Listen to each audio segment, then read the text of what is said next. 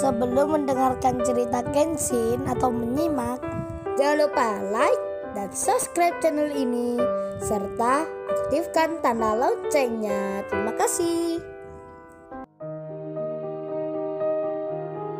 Kisah pemuda kaya, anak bos besar, pemilik 73 perusahaan, yang menjadi cleaning service. Episode 732. Oh ya, anak muda kamu ini siapa memangnya? Berani menasehati kepala polisi di sini. Saya masukkan penjara tahu rasa kamu. Cepat pergi sana kalau tak ada urusan dengan masalah ini. Tak punya pekerjaan pakai berlaga segala. Ayo kamu pergi kalau tidak anak buahku ini akan membawamu. Kenshin diancam Pak Kapolres itu. Lalu tibalah seorang wanita di situ. Langsung saja dia menyapa. Hai Marcel, katanya lu di restoran. Malah gue lihat kamu di sini. Jadinya aku menghentikan mobilku. Marcel pun lalu bilang, oh kamu Yanti, kebetulan nih kamu datang pula. Kenalin nih Sania, cewekku yang baru. Namanya Yanti Febrina. Dia yang tadi aku bilang. Konsultan berpengalaman di bidang usaha. Dikata Marcel begitu Yanti kaget jadinya. Tiba-tiba disebut pacarnya Marcel. Dan Marcel bicara, benarkan itu Yanti? Kita sudah lama jadi kekasih. Sambil Marcel menginjak kakinya Yanti. Memberi tanda agar mengiyakan. Yanti pun mengerti. Diminta Marcel berpura-pura jadi pacarnya. Yanti pun mengikuti rencana itu. Kemudian Marcel berkata, ini Yanti, Sania baru bilang. Dia punya pacar baru dan akan menikah dengannya. Inilah laki-lakinya. Lebih miskin dariku, tak punya pekerjaan. Biar saja kamu Sania bersamanya. Miskin-miskin sengsara hidupmu nantinya. Tak apalah kamu tadi sandiwara. Sekarang jadikan pacarmu beneran pun aku sudah tak masalah. Tapi yang jelas hutang orang tuamu sebesar 100 miliar harus dibayar hari ini. Memangnya kamu saja Sania yang bisa selingkuh itu? Lihat gua ini bisa pula punya cewek lagi. Ya kagak sayangku Yanti. Yanti seakan mau muntah dirinya. Disebut Marcel sayang-sayang begitu. Tapi karena Yanti punya tujuan sendiri, Yanti pun mengikuti saja. Walau dia sangat tak suka. Kemudian Marcel bilang pada Pak Kapolres yang disewanya. Oh ya Pak Adi, biarkan saja laki-laki ini di sini. Biar jadi lucu-lucuan dan hiburan. Namamu Kenshin, katanya. Kayak pernah dengar nama itu. Pernah dengar namanya di lampu merah jadi peminta-minta, hahaha. Marcel tertawa malah menghina. Yanti pun melihat Kenshin. Laki-laki di depannya yang baru dilihatnya. Seperti pula pernah mendengar namanya. Tapi Yanti juga tak ingat di mana sedang Kenshin yang diolok-olok Marcel itu. Kenshin terlihat memegang handphonenya. Kenshin mengirim pesan ke seseorang. Kemudian Pak Bakri, papanya Sania, bicara. Kamu Sania nanti pulang ke desa saja. Kalau papa dan mamamu di penjara, kamu menginap di rumah pamanmu. Sania menjawabnya, tidak, papa dan mama tak akan di penjara. Sania akan minta tolong pada teman kuliah Sania. Dia seorang pengacara. Sania pun menelpon temannya, dan Sania menyapa. Halo Dela, kamu di mana Dela? Aku mau minta bantuanmu. Ini penting sekali Dela. Papa dan mamaku diancam masuk penjara. Aku butuh bantuanmu untuk membela papa dan mamaku. Yang ditelepon Sania ini adalah Dela, pengacara muda, yang dulu pernah membela Iwan sewaktu bermasalah dengan Pak Leo. Dela temannya itu menjawabnya.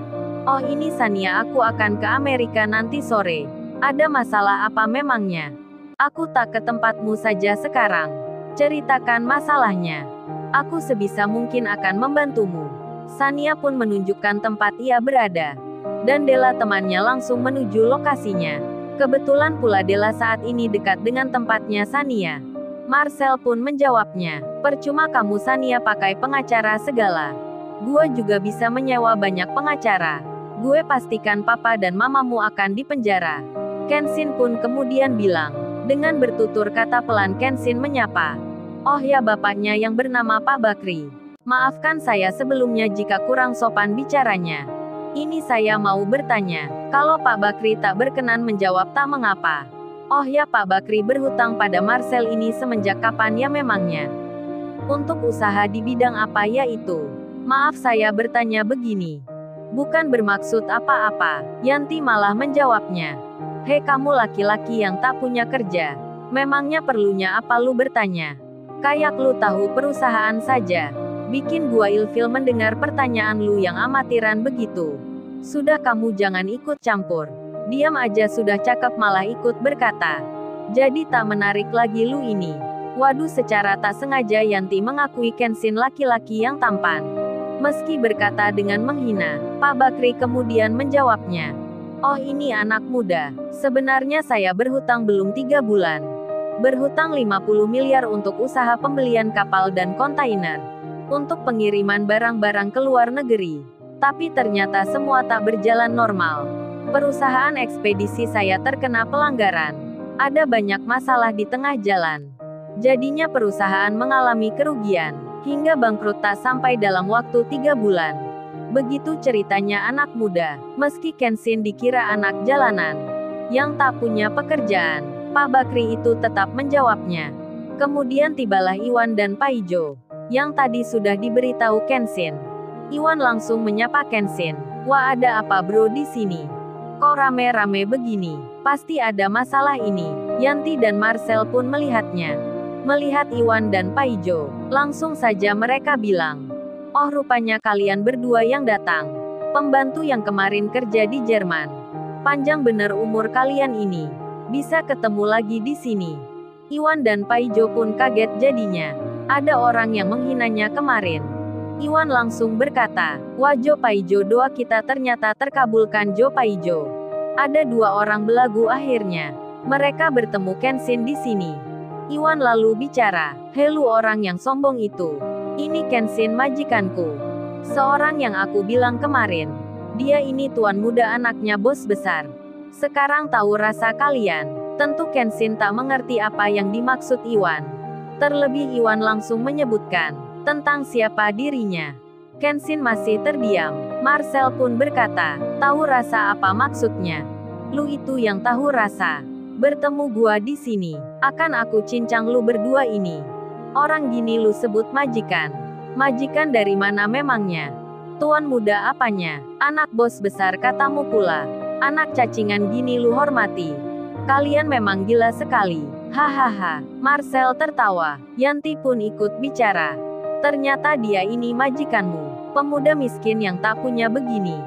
Lu sebut majikan. Yanti pun lalu bilang, helu Kenshin.